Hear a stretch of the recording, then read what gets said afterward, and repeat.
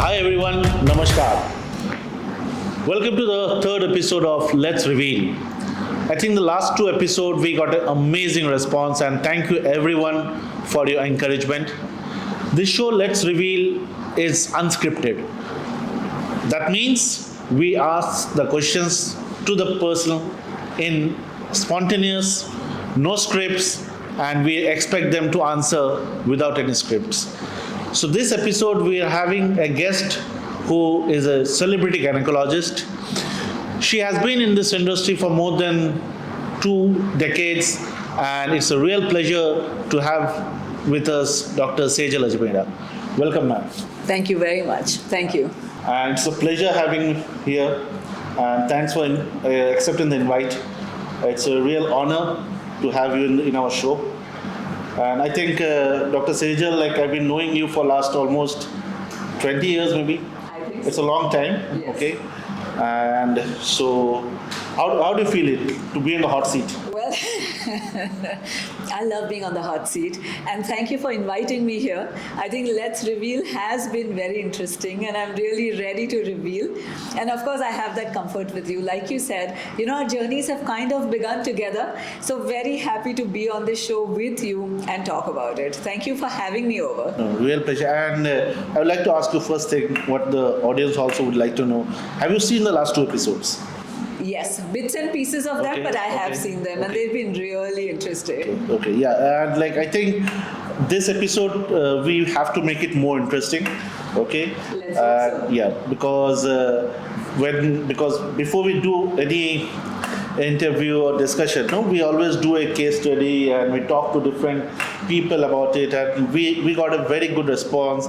Like a lot of people like to know a lot of things about you. Okay, Yes. so my life becomes difficult for it. Thank you. And I must tell you, it's the first podcast where nobody has given me any prompt questions. They were like, show up and we are going to talk. So I'm really intrigued. It's good or bad. Very good. Okay. Yeah. So it's directly from the heart. Right. No brains. Absolutely. Okay. So just to start the thing, ma'am, like I think it's just a formal thing. Everybody knows you as a gynecologist, Yes. and that doesn't need any introduction. Maybe if you can share your journey, like you're born and brought up in Bombay. Yes, I am. Okay. Yes. Okay. So like if you can just tell us a little bit about it, your childhood. I would love to do that. Yeah. Actually, born and brought up in Bombay. I've always lived in Juhu. Okay. And my school was Jamnabai Nursery. And just to interrupt you, we are not asking when she was born. Please. Yes, we are not asking that, though I'm very proud of Yeah, my age. yeah. But yes, so childhood was absolutely amazing because we are 4 sisters in the house. Okay. We had a full house, always full of guests. School was close by. I owe so much of, I think, me to the school. It's a school that encouraged extracurricular activities as much as academics. And I think that's very important for kids to have a well-rounded personality. I think parents who were extremely supportive, and though my father comes from a village, extremely modern thinking, I think that has put us all in perspective. We finish the work we do. He's grounded us, given us some amazing values to live by. And I think that has been the stepping stone into gynecology later. So of course, being a child, I never thought I'll become a doctor. I was somebody who used to study last minute, and never from the beginning, my homework books were not kept. Okay. Last minute, I could really work hard, and I did well. But like I told you, I was doing so many extracurricular activities. I was dancing, I was playing sports, I was playing handball for the district level, and I always thought I'll end up dancing as a career. Okay. But there was one thing maybe that made me like medicine a lot, and that inspiration came from my family. I have a mama who's a gynecologist, really saw them working in their hospital in Ahmedabad, so was very, very tilted towards gynae, I must tell you that. But yes, childhood was no thought about gynecology initially. So from the childhood, you wanted to become a doctor? Not initially, no. Okay. I think like every child, my first dream was to become a pilot. And Okay. I did parachute jumping in Baroda, and I thought that's what I'll end up doing. As I grew up, my passion, which probably still is but has taken a backseat, has been dancing. Okay. So I learned. I was about to ask that. Yeah. I did. So in classical dancing, I have learned Bharatnatyam. I'm a Visharan in Bharatnatyam and I can teach. I've learned Kathak for a year, Manipuri for 2 years. I've learned various folk dances of India. Dancing has been my thing. In medical school, in fact, I choreographed dances for some of our college festivals. So dancing was always my thing. I think medicine came as this love for biology, which began somewhere in the 8th, 9th standard. And then I was inspired that, okay, if at all I ever do medicine, you won't believe my thought was always gynecology. Nothing else. Any specific reason? None actually.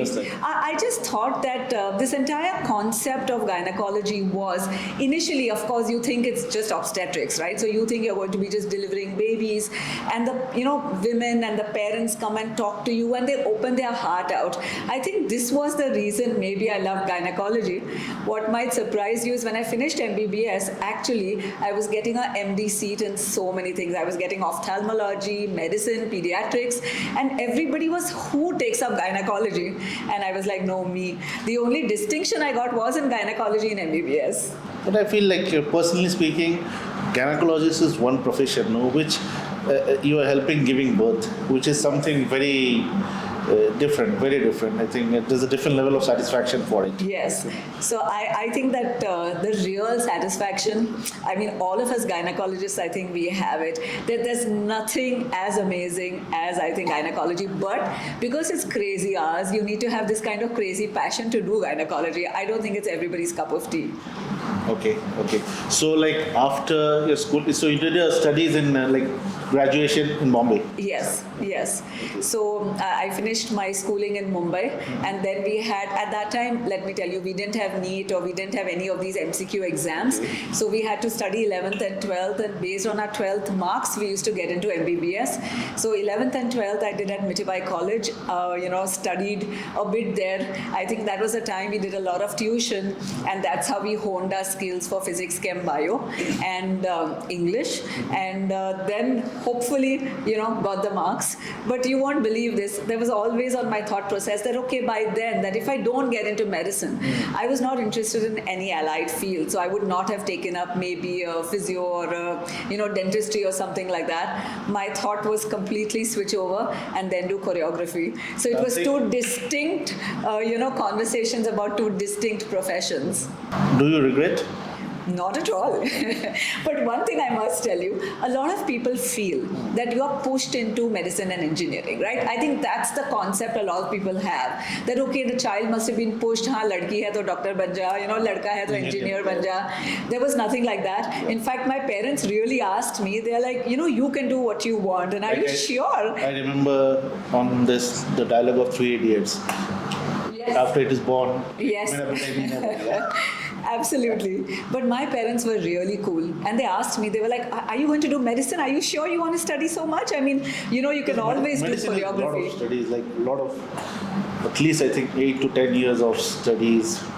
So it's a long journey. And then a constant, revamp of, we are constantly studying and constantly upgrading ourselves. So yes, but luckily, I got the choice and I was like, no, I think I'm tending towards medicine now. So that was my big leap. Any incident in your PG days you want to share, any incident you feel you want to, an interesting incident for the... Okay, my PG days were in Sion Hospital. Okay. I think it's the best place to study gynecology. Okay. In fact, I got the marks to get into KEM Vardia and I still chose Sion Hospital. It's a place that had too many deliveries but amazing teachers. Okay. So my 3 years of PG were really tough. I think everybody goes through PGs like that. You're sleeping on an average 1 hour a day. You're doing 25-30 deliveries a day. You're getting into OT, coming out. So you need this passion. Those 3 years at Sion Hospital were absolutely phenomenal. I think one of the best things I can remember is the amazing time. I started presenting papers then actually. Okay, from the college From days? the college Oh, wow. days, and I remember my teacher, Dr. Vivek Patkar, used to be behind me, present. He used to really teach me, walk me through, make me present, and every single paper I presented won a local or a national award wherever I was presenting. So those were really special. I think they were the grounding basis for me, being comfortable about talking. One more thing that was very special to me during our PG times is getting the Best Resident Award. Now, through your life you get many awards, I think. Like I've got a gold medal and, prizes for the papers and things like that. But this one was very special because it is based on only hard work, intellect, and your progressive thoughts. And to be selected as a best resident from Sion Hospital was very special. A lot of other residents, who were doing surgery and all at that time were my very close friends. In fact, me and my very close friend were together, the two shortlisted, and then we had a dean's interview, and then I got the best resident award, and I think that has been like really important to me. Yeah, So that was more satisfying. it was very satisfying. Yes. So after like you completed your studies, then immediately you started practicing. I finished my studies as a gynac, and when we are in our hospitals like BMC, we don't learn too much of what we do in private practice. Okay, it's a different ballgame so altogether. it's a completely different ball game. Even learning how to talk to patients is completely different, how to deliver them. So initially I was also groping my way around, and I thought, okay, let me figure what I want to do. So I learned endoscopic surgery. I think that's the first thing I did. I did fellowships with Dr. Rakesh Sinha, Dr. Neeta Varti. I went to Singapore to the hospital. I learned endoscopic surgery there. Went to France, went to Germany, did a diploma. That was in which year? This was, okay, now you're getting to my years. No, we won't do a backward calculation. All right. But this was in... Leave up to the audience for that. Right. So this was in 2003-04. Okay. Where... Only for that, like on those days, going abroad and studying different things, Yes. getting newer technologies, it was not common. Yes. It is right now. It's common, Correct. but on those Correct. days, I think 20 years back, it was a different ballgame. Right. So, my son was born in 2001. Okay. And I was in private practice by then. Okay. So then I still got out and I did endoscopic surgery. It was 2002-03. Okay. After I did that, though I loved it, and of course I do endoscopic surgeries, I did a 1.5 year fellowship at Leelavati for IVF. So I thought at that time that, okay, I would be enamored by IVF and that would be my thing. I had an amazing 2 years at Leelavati with Dr. Rishikesh and Dr. Nandita. Learned the ins and out of IVF, which really helped my practice a lot. Came out of it and realized, okay, IVF is not for me. Everybody thought that's crazy, right? Because you had a setup. It was a grand setup that I had. I could have easily set up IVF labs, got some of the best machines I wanted to. And I decided, nah, that doesn't interest me. Not a cup of tea. Not my cup of tea, despite knowing that IVF means that, it's great income too. But I decided, no, that was not for I me. think those days the IVF was just picking up. It was Initial just days, picking yeah. up. Yeah. Yes. So to refuse that and realize that it's not for me, I was a bit taken aback. But I think one thing, Kuntal, I've had through the years is clarity of thought. And if I don't like something, no matter how lucrative it Yeah, is. because I've known you, you're very straight. Like you call spade a spade. Yes. So it's Yes. tough. It's not easy to do it, and especially telling IVF no and selecting a specialty which was not even born. I would tell, just conceived. Yes. So, when I decided not to do IVF, aesthetic gynecology was not even conceived in my head yet. So this was, I think, one of the hard, decisions that, of course, I think endoscopic surgery every gynac has to do because when we operate, that's a part of our journey. But saying no to IVF, saying no to fetal medicine, and realizing, no, these are not for me, I think that was important. And I think that was the best thing to happen for the cosmetic gynecology industry in India. You telling no to IVF and opting for cosmetic gynecology? Thank you. But it's been a life-changing journey for me. So many people ask me this, and as a gynecologist, I think one of the best things you can do is deliver a baby. And I still deliver a few babies, and every time I tell myself, why are you doing this? You've been practicing almost 30 years now. Give up deliveries. And I think every time the baby comes in your hand, you know why you're doing this. Yes. But what I want to tell you is, surprisingly, which I never thought, aesthetic and functional gynae gives me that kind of happiness. Yeah. So, I think over the last 2.5 decades, when you started practicing, I think those days the society was very different, especially the Indian society, how people used to behave and everything. So, how you coped up as a working mother? Okay, because it's not easy. Definitely, it's not easy. Okay, so if you can just share your how you have made it. I love this question because a lot of people, don't choose gynecology as a subspecialty because people think that life is chaotic, which it is. What most people don't understand is actually your life is how you see it, and you can balance it even being a gynecologist. So you may not believe this, but when I began private practice in 2000, and my son was born in 2001, and that's the time I decided to work only mornings, which means I stopped evening practice. So and before that, you used to work both the shifts? Yes. Before that, I was doing morning and evening like every gynecologist, and then I decided to stop evenings. And I decided, let me practice 9 to 3:34 because that's when the children ultimately go to school. And, let me be at home in the evenings, because then I had my daughter too later in 2006. So this was a trend I was trying to set, and everybody was unhappy with me, let me tell you. They're like, which gynac practices like that? I mean, the husband come home in the evening, they get their wives to the clinic because they are pregnant, and you are not there. I mean, I said, yes, I'm not going to be there. So a lot of people felt that, oh my God, you'll have no patience, you'll be thrown out of practice, and you cannot practice like that. And I said, you know what, it's okay. I'm going to achieve this work-life balance. So I started working at 9:30. I used to take appointments, and that time there was no trend of appointments. The trend was that you would walk into a clinic and the gynac would see you, which is why the gynac always had to be sitting there. I put a stop to that. I said, let me just give appointments, and based on that, I will see patients. So we did that. I remember coming home at 3:34, no matter what. I remember sometimes a celeb would call and say, listen, I can see you at 5 o'clock today. It's just 1 hour beyond your working time. But I had put my foot down and said, no, nothing doing. I think in the hindsight, because now my son is 25 years old nearly, this is one of the best things I did. All my evenings were spent with them, and evenings were full of horse riding, tennis and swimming and building sand castles on the beach, and we did it every day. So I think my bond with my kids is absolutely amazing. More than anything else, I think it made me work better. Most people feel that may not happen, but I think the focus on work... Was it easy? It was tough initially. It was very tough. Yes, so many patients ran away because they were like... You're not following the trend. The trend was different and you're going against the tide. Yes. So... It was, and I must admit to you that I must have lost so many patients in the bargain, because very few people then would have to take leave, come and see me in the morning. If the partners wanted to come, that was hard. But then they started, people who really want to be with you as patients then started coming in by word of mouth. Slowly, people started accepting this practice. So though it was not a booming practice and I didn't do too many deliveries a day, my work satisfaction and even family, the work-life balance satisfaction was amazing. And I think this is the reason maybe we don't burn out, I am currently at this stage where you can say no to deliveries, you can say no to certain things, but there's no burnout. I want to work hard, and I want my evenings to myself even harder.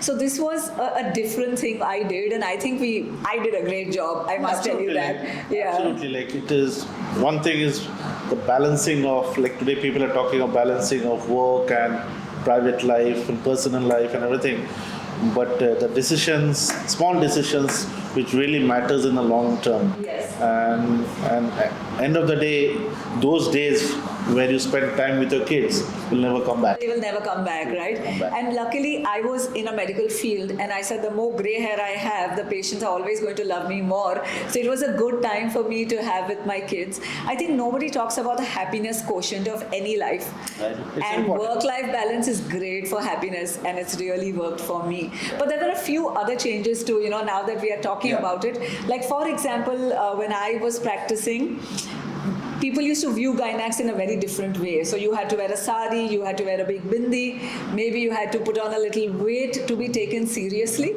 So I had issues because I was, wearing maybe salwar kameezes at work and not saris. Of course, I was not wearing the pants and all so often, but people didn't view you very seriously. I think this was the biggest setback I had because people judge you, by a certain parameter they have in their mind. And, till very recently, I've had patients walking into my clinic and say, "You are Dr. Sejal?" We were expecting somebody much older. कुछ तो लोग कहेंगे, लोगों का काम है कहना. Absolutely, absolutely.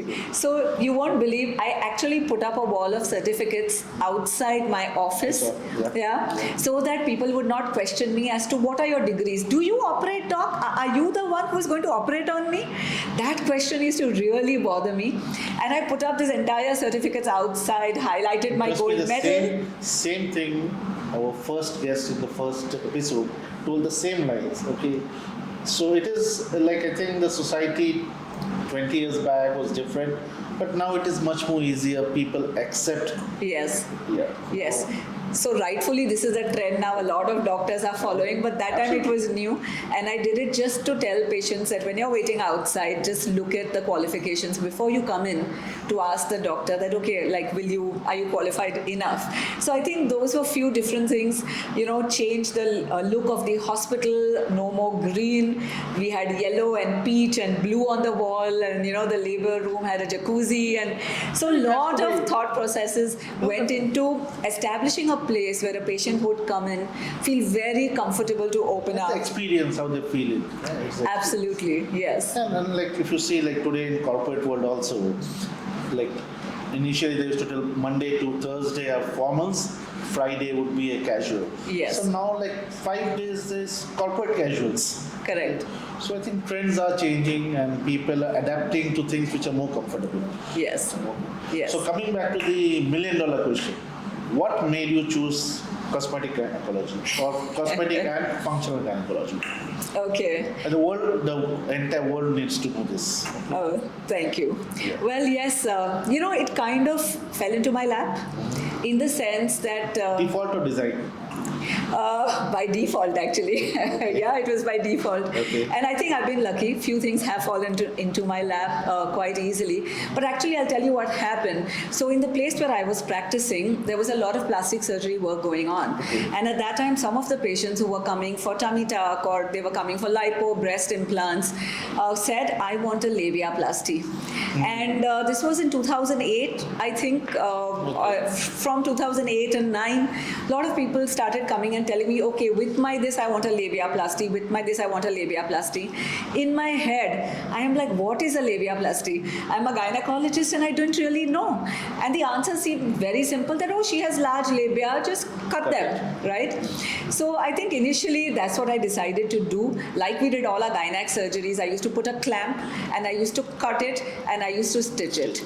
And because these were generally foreigners who had very large labia, they were happy with the results, but I was not, because I was still leaving some bit of the stump behind. There was some beading of edges, and because more and more patients started asking me for it, I realized I was not doing a good job at all.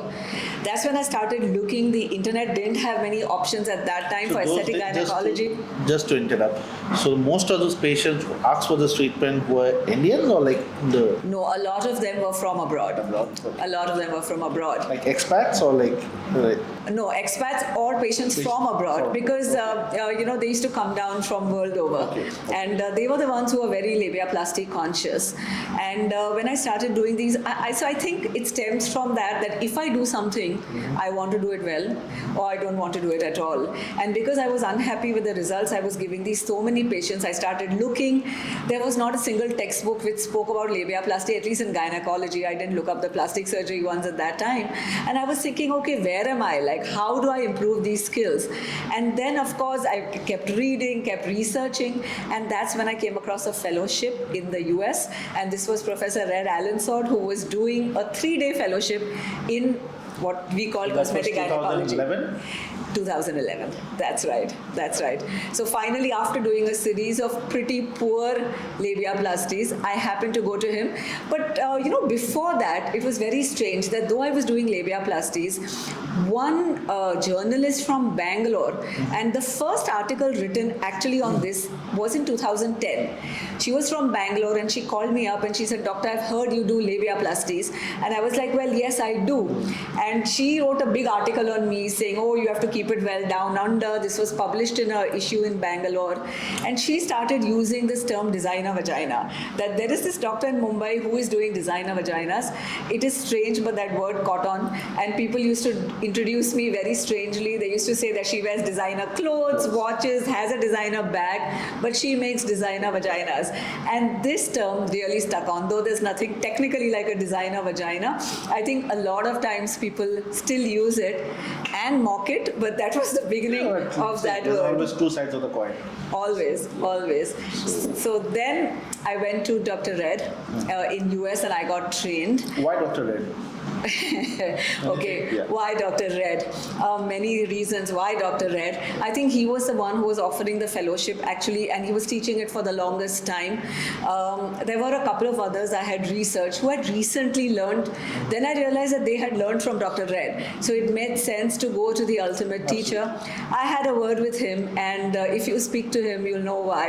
I think he's very amazing, very humble, very encouraging. Very humble. Right?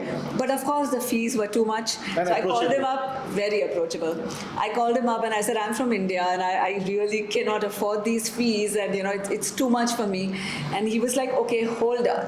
And he said, "I'll find another person, and if you have two guys, maybe I can reduce your fees."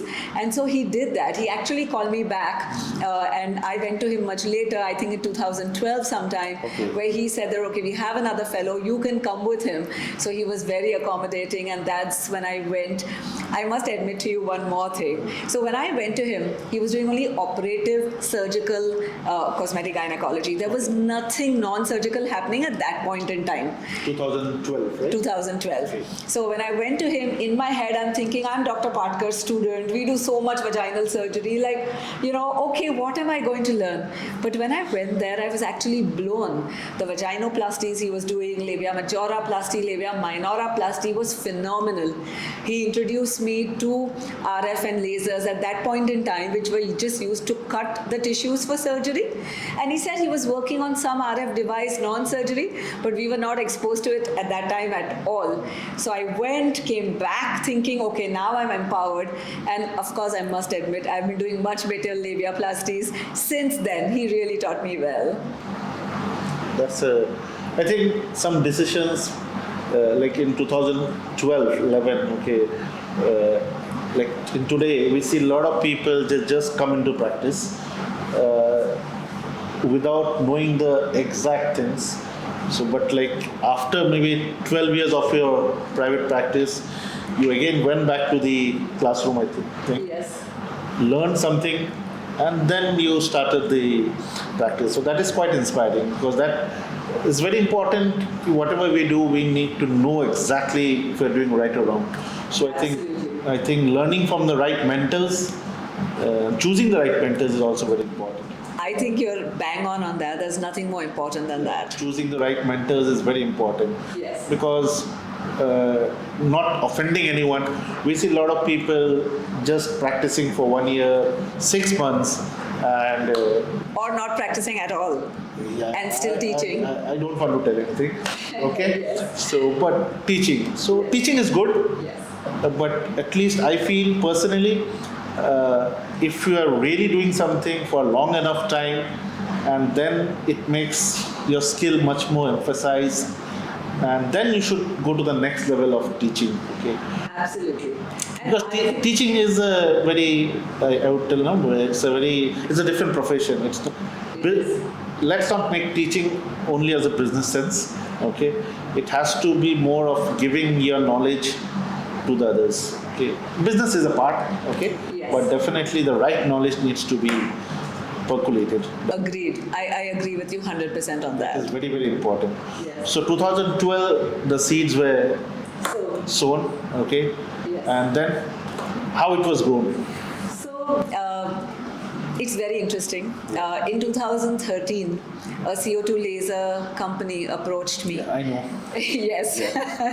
They came to me and they said, Doc, since you've learned, surgical aesthetic gynecology, we want you to try the CO2 laser. And I was like, okay, what does it do? And they said it causes vaginal tightening just by laser. And maybe, we don't know, it works a little bit on stress incontinence, which is mild and moderate. But you try it and you tell us. And I was like, okay, I'm a gynecologist. I don't know what the hell a laser does. We've never been trained to work something like that. So give me more details, right? But that is the era when there were not too many studies. There were very few studies which were showing that it helps. There was nothing about the pathophysiology. How does it Very work? early days, very It was early. very early. No histopath pre and post biopsy specimens to be really convinced. So they told me, try it, doc, try it. And in my head, I was ready to try it. I don't know why. Normally, I really research well into things I do. And I said, okay, let me give it a shot. Let me try it. So it was in 2013 when we did the first CO2 laser series on about 50 women from India. And primarily, we were using it for vaginal tightening. But in the bargain, we did see that it works well with patients who had mild to moderate incontinence. So this was, I think, the first study done in the country on Indian women. Yeah. And we weren't able to publish it, but we were very happy with the results. And that is the time I decided, if something like this works, it's life-changing, right? Because to us, when we did our MD Gynac, incontinence, which is what so many women suffer from silently, it's a very, very hard condition to live with, but was done by very complicated surgeries. So many women would approach us and we would say the surgery is so complicated that wear diapers or wear pads. Finally, we were here talking about something non-surgical, where the patient is walking in, walking out, no dying town, no complications. And I was blown by just that It was thought. hard to believe. Very hard to believe, right? I could not believe it. It was very hard to believe. Very, very hard to believe. Yes. So I think that was my first foray. When they came in, then we had a Erbium laser company who came in and said, okay, doc, try our laser too. So somehow this started becoming a norm. Those days, because I was also a part of a company who used to sell that laser. Yes. The laser was designed for different specialty, Yes. and there was some off-label indications which was tried for gynecology. So that was the entire concept was there. Yes. It was not still completely ready for specific gynae indications. Yes. And I think most of the clinical trials were done on the western side. Okay. Yes. So I think India, you were the first gynecologist to try it out, because see, it's very important. See, those days, I remember you didn't have any protocol. Like today, when we sell the device or when we do demos or trials or anything, every protocol is there. Okay, so you are working within a guideline. So those days, there was no guidelines. And so you have to do something where it's a completely like a very vague area. Okay. Yes. And that's a challenging thing. That's a challenging thing. I think that's the reason, like today, a lot of doctors, when they are practicing, they have a guideline, thanks to you people who really made it possible. Because doing something in initial days, it's a pros and cons, I always say. Yes. To do something, because see, you don't have any backlogs, okay? But the challenge is, if something goes wrong, there's a lot of responsibilities on it. Yes. So rightfully, I think we made protocols, we decided what really works, and I think that has got our basics right, because now we have that feeling about what is going to work, what is not going to work, or the other way around, right? I think in your case, we did so much research into how to get a very, very small vaginal working probe, because menopausal women were really asking for it. Because on those days, it was like 15 mm, 18 mm, Yes. and we made it to 9 mm, which is almost half. So like coming back to 2013, okay, Yes. I think 2013-14 was the time where cosmetic gynecology or functional gynecology in India was just arising. I think AICG Agra was one of the first congress where Dr. Red was also there, That's right. where any talk on cosmetic and functional gynecology was there first time. So almost what, 11 years. Yes. It's 11 years. Yes. But I would like to say, ma'am, like, see, 11 years, it's from an industry point of view, I would tell, the progress what the specialty should have done in 11 years, it is still lagging behind. What could be the reason? There are many reasons for it. But do you agree? From industry, I'm saying that. But do you feel it is lagging behind? Like 11 years of progression, we feel whatever is there today, it should have been multifolds. But we have not gone to that. I agree with you 100%. And I think if you're looking at it from the industry viewpoint, from your viewpoint, yes. But even if you look at it from our viewpoint, in terms of offering patients great treatments which are quality driven, is something that should have taken on like that, right? But it didn't. And when I look back, I think there are various reasons for it. One is, you're talking to a gynecologist.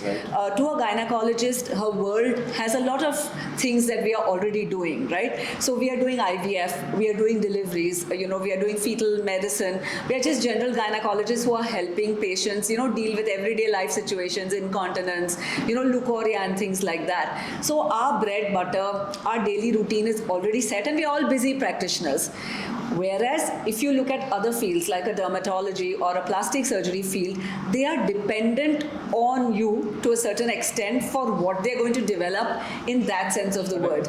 Just to say, I'll tell you, like handling plastic surgeons and dermatologists for almost like more than 2 decades.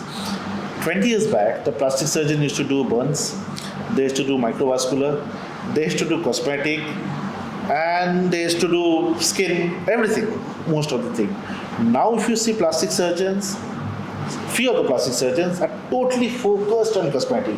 Yes. They don't do microvascular, they don't do burns, they're only focused on cosmetic. Yes.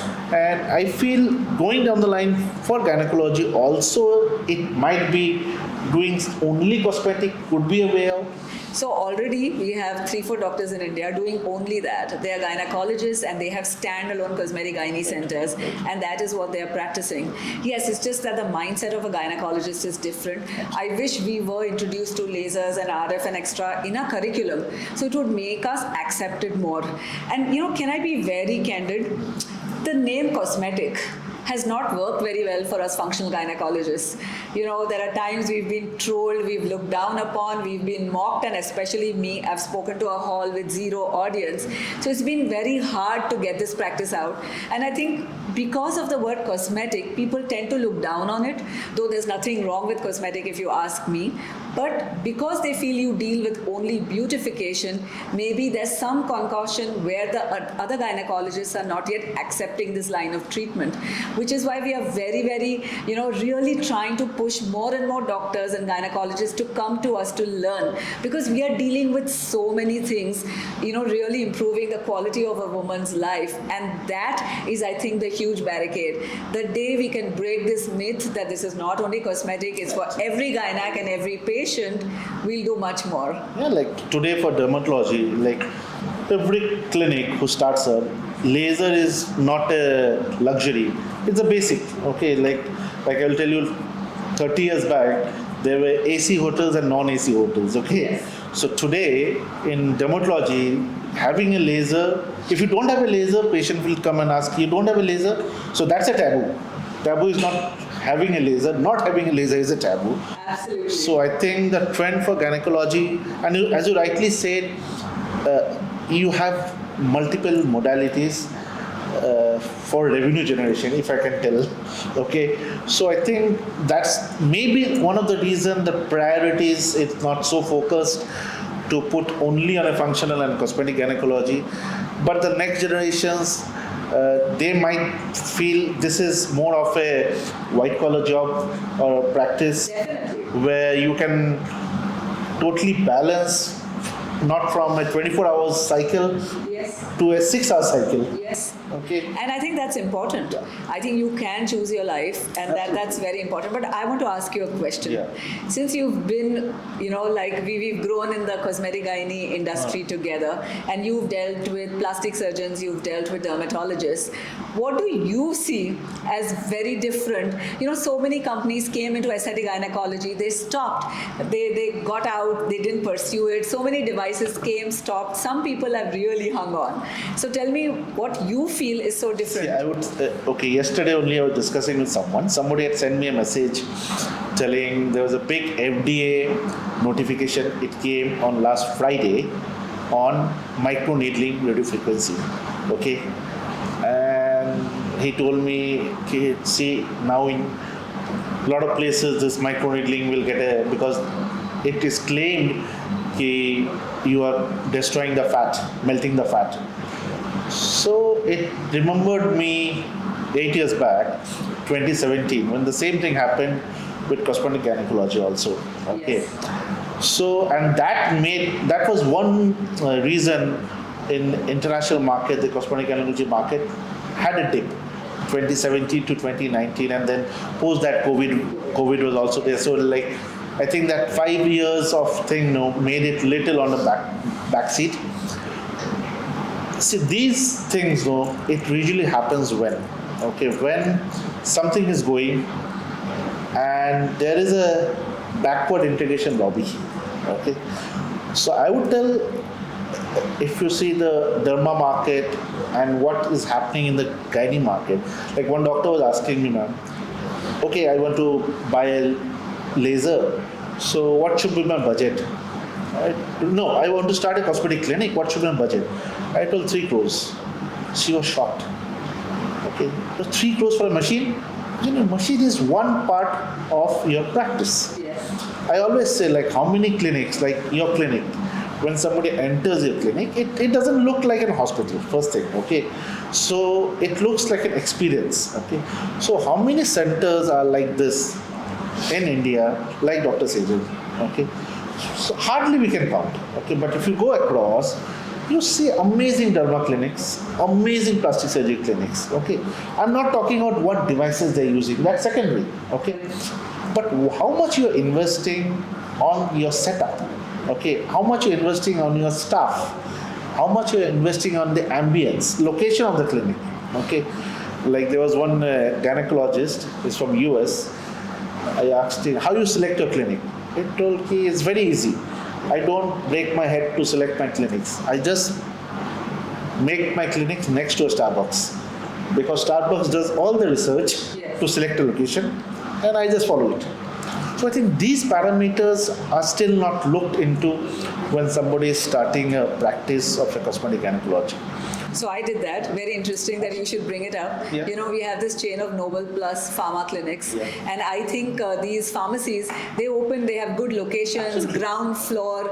So you won't believe that I found out. I said, where are you next? And this is where I want to be. And that's a very smart move. Yes. See, they spend real money, okay, but it's just a very smart move to follow the smartest.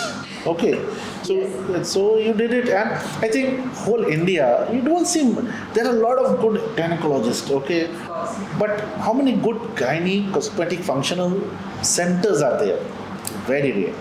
I think that is one thing which needs to be emphasized, and especially and as you are training a lot of gynecologists, applying gynecologists, investing on training, investing on good technology, and investing on a good setup. I think that is also very, very important.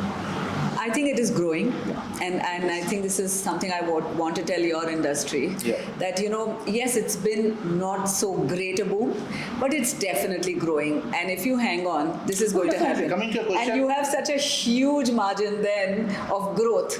Yeah. We are going to see this boom. I thought huge margin of profit. I was scared. Okay, no, but in terms of, I think this market, we need patience. We need patience. We cannot see this market as a derma market. Okay, I've seen dermatology market in the year 2000. Yes. trust me, if somebody has seen this, there are very few people in this industry who have seen those markets. It was a different ball game. It was very, very different. Okay, dermatologist was called Daat Khas Khujli. That was dermatology. Okay, it was a 10 by 10 clinics.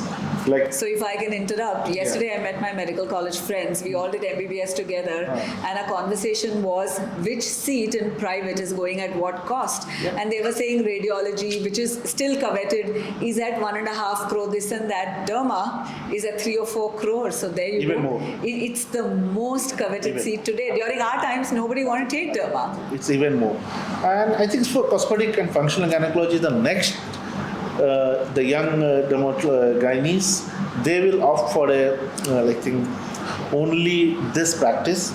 I think focus is the key, and as you have chosen, opted out IVF, okay, which was, I think, it's a very tough decision. It's not an easy decision, okay. It's not. Yeah, okay. So today, after being successful, to tell that it's easy, but 15 years back, taking those decisions, it requires a lot of mental strength. It was very hard, and especially this because you won't believe I had a patient of mine who had delivered with me, and I feel I have that rapport with all the patients who are mine, and called me up to say, Doctor, I'm very embarrassed to be your patient. And I said, why are you saying that? And she's like, I read somewhere that you are talking about orgasms. I said, yes, I am. So she's like, I'm embarrassed about being your patient because how can you talk about orgasms?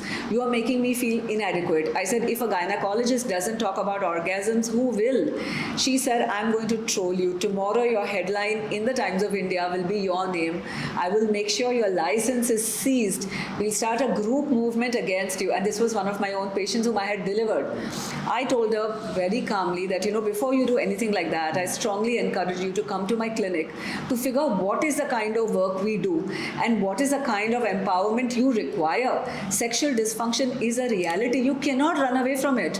Today, more and more women are leading their lives in menopausal years, and if you don't help them, who will? She didn't come to my clinic. She never did. She tried a movement on social media which never worked, but it was as tough as that. No, see, now today people are talking. If you see the OTT platform, it's a different world altogether. Yes. 5 years back, nobody could have imagined that we could see these type of series or languages in an OTT platform. Absolutely. But now everybody accepts it. Okay, so the world has changed, acceptability has changed, and I think definitely this industry is taking time. Okay, and as an industry, we can tell we need to have a different approach to it. We are taking a different approach. We have to be patient to it. But I think more and more successful clinics needs to, because end of the day, I feel a market will grow if the doctors are successful in running those setups. Successful businesses multiplies. So for that, Yeah. I think there's only one thing. If they are trained well, Absolutely. they will get results. And if they get results, the market will grow. Because word of mouth, luckily for us, women talk. And so many patients just come by word of mouth. Anybody suffering from incontinence or just dry vagina will come and say, I really benefited. I'm not getting infections anymore with the laser. I got my friend to Training, you. as I said, see today trainers are very important. Without making anybody unhappy, I would tell maybe in India I would consider, without naming anyone, only 3 proper trainers. That's it. Okay. Sure. Okay. And we know there are at least 50 trainings happening. Yes. But for us, I think 3 to 4 are proper trainers because they have done this thing for last so many years. Okay. And it is important to select with whom you are doing the training course. Okay. Just don't go by the price tags. Just go by the price. Because good things comes at a price. So, so many times I get a call. You won't believe. One call I get every morning. Doc, what should I buy? And I'm like, you cannot buy anything and start a practice. You first have to learn. Right? And the second thing will be, Doc, my machine is not working. Can you sell it for me to your IVA grads? And I will be like, your machine is not working because you need to know how to use it. All machines work. All the devices are fabulous. So many different ways in which they work. You just Every have to machine works. We know also do. how to make it work, right? But when you don't have that training, this is the usual thing you get. So what you're saying is bang on. Do you feel, ma'am, like anytime in future there will be a joint practice of a dermatologist, gynecologist and plastic together? I think those days are already happening. They are not far. Like at our center itself, we have plastic surgeons and dermats coming in. And I've seen this mushrooming all over the country because we now have, more than 80 grads who are practicing everywhere. They've all partnered with plastic surgeons, dermats, and other specialties, some with ENT surgeons and things like that, where lasers can be used, So they're having a joint practice, and I think that's the way to be.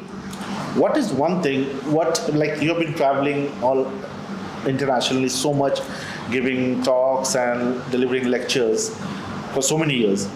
What is one thing you see what Indian gynae fraternity or the market is not doing, what is happening in the Western countries? I actually feel that in India we are booming more than the Western countries. Okay. I think we have accepted functional and aesthetic gynecology like no other country has. And today at DY Patil, I am a professor there, and it's a subspecialty fellowship which no other country offers. So I think India has been open in all mainstream gynecology conferences. You will have aesthetic gynae included today. We have a standalone aesthetic gynae congress since the last 5 years. So I think India has accepted it much better. But yes, looking at the sheer number of gynecologists and the sheer number of patients we are treating and opening everybody's mind to this kind of practice is taking time, which has been faster in the Western world. So I think few gynecologists picking it up faster versus us who are little on a slower trend. But I think today nobody can deny India, aesthetic gynae. I'm telling you, India, any trend, I was reading on FMCG thing, to pick up in India, it always takes time. Yes. But once somebody picks up, then it's just goes out of the world. Right. I think it takes time. India things takes time. Coming to your Congress, I think it's just around the corner. Yes. Like it's on 15th and 16th of November. This is the 5th edition. Wow. That's right. Wow. Yes. Okay. So what made you like doing this? Like how it came to you? Like how you conceptualized this event? Like what made you think, okay, so you started training, you started practicing, then training, and then the Congress? So the training happened first. It was in 2015 that we had our first IVA grad. And you will not believe it, many people feel that cosmetic gynae is only for metros. She works 400 kilometers away from Bangalore in a village. And she contacted me and said, I want to learn cosmetic gynecology with you. And that is the time we were still doing more of surgical work, not so much non-surgical work. She came down and she said, I'll stay with you for a week. And that is how the trainings began. And then we were having 2 or 3 training programs in the year, which began. Where as the Congress goes, I think that, I was sitting with one of my IVA grads. 20, it started the first year, 21? 21. That's right. Just during COVID. Just during COVID, yeah. But the idea actually stemmed from the fact that I was sitting in this, a conference in, I think, Chennai or Bangalore, I'm not sure where it was. And I was talking to one of my IVA grads, and he and me were just discussing that, we go to a lot of conferences. Unfortunately, the people who do the work are not invited to call. And people just who are popular or in that organizing committee, etc., call to talk. So there's a dearth of real good speakers who are working. So the idea of IVA World Congress actually stemmed from that we call doctors only who work in that specialty from across the globe to come and talk.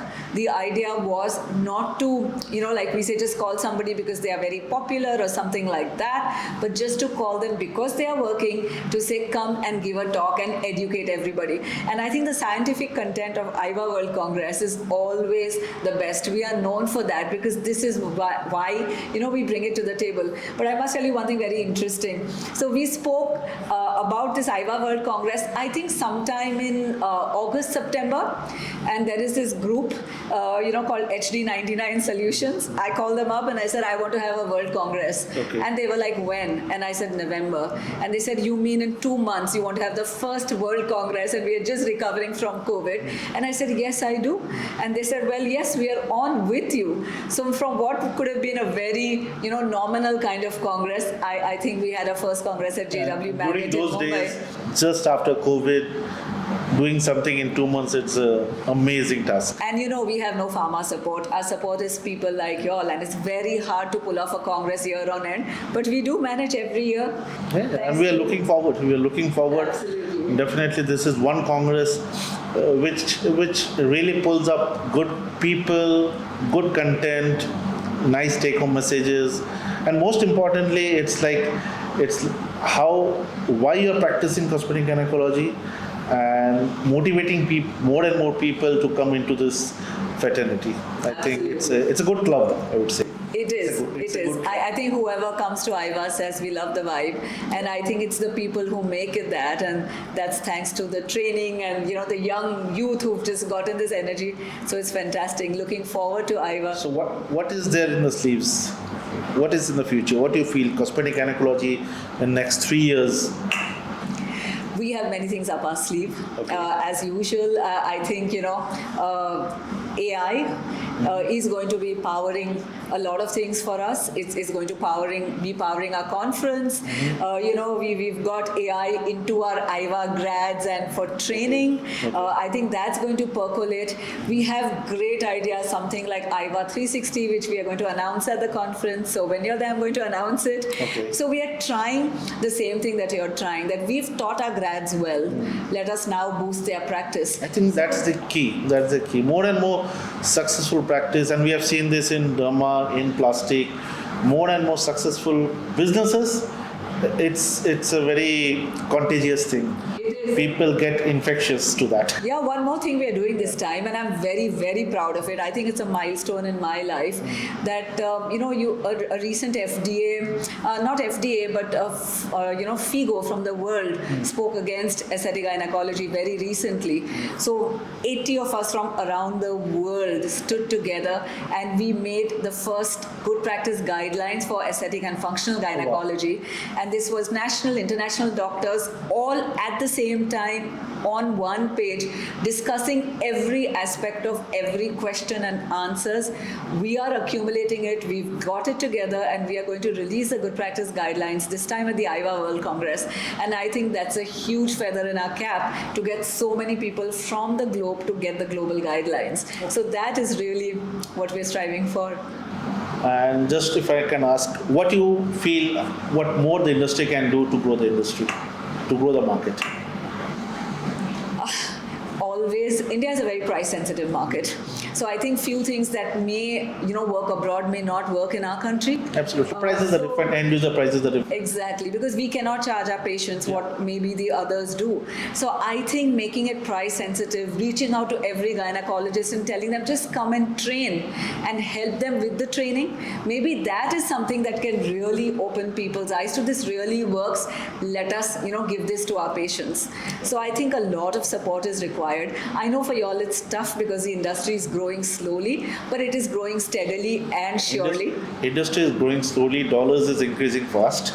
Okay, yesterday it was 90.2. Okay. Yes, I know. Okay. So challenges are there. And definitely it has industry and the medical fraternity has to work closely together to see how we both can be benefited from each other and growing the market in a right direction. Correct. But if there's one word, I think it's perseverance from both our ends. Yeah. Right. We have to stick around. We have to stick around, and it's happening. We are seeing the change. Stick around.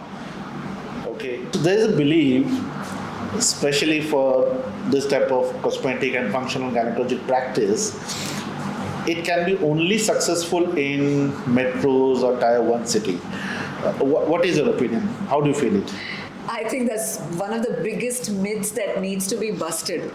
And I think we can bust it by two things. So, I'm asked this question every day that you practice in Juice Scheme, all celebs come to your clinic, so it's very easy for you to talk. It's not true at all.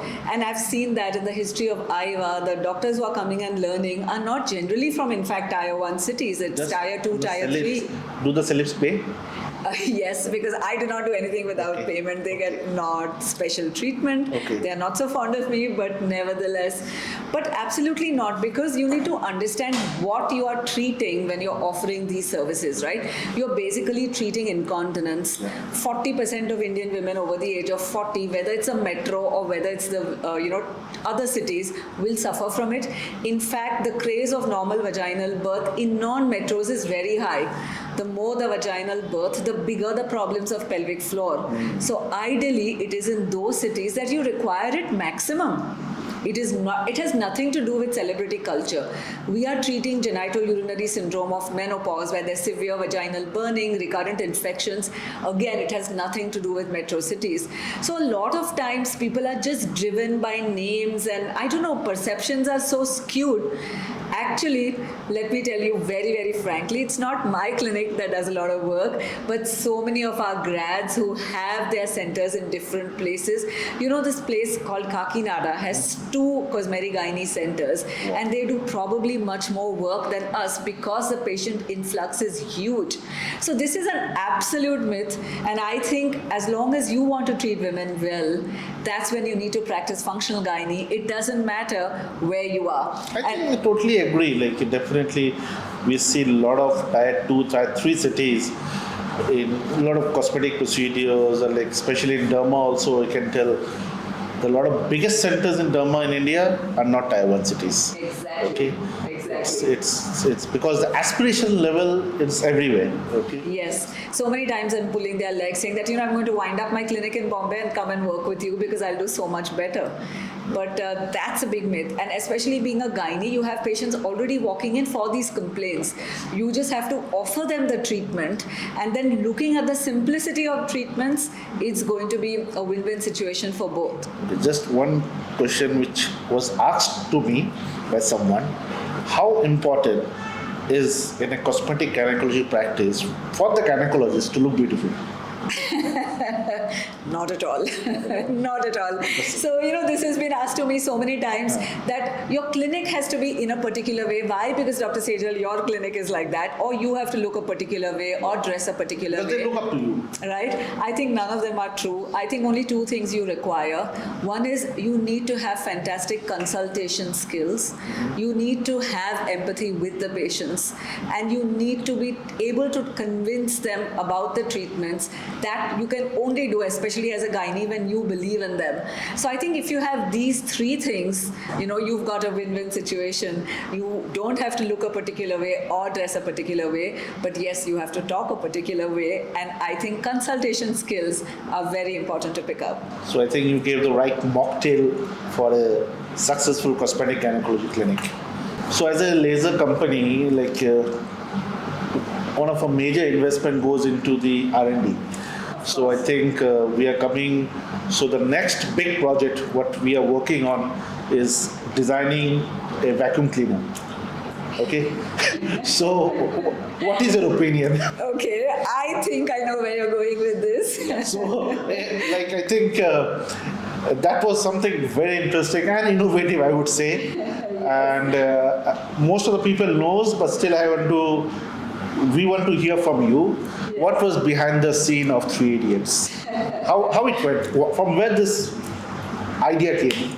All right. So, I love to talk about it always. Mr. Raju Hirani and Abhijat Joshi, he's the one who's, they've scripted the movie together. I once get a call from them, and I was on a holiday somewhere in Kerala, and they called me saying that we want to meet you for some thoughts about a movie. We want to ask you some questions. And I was like, sure, you're doing a gynae script.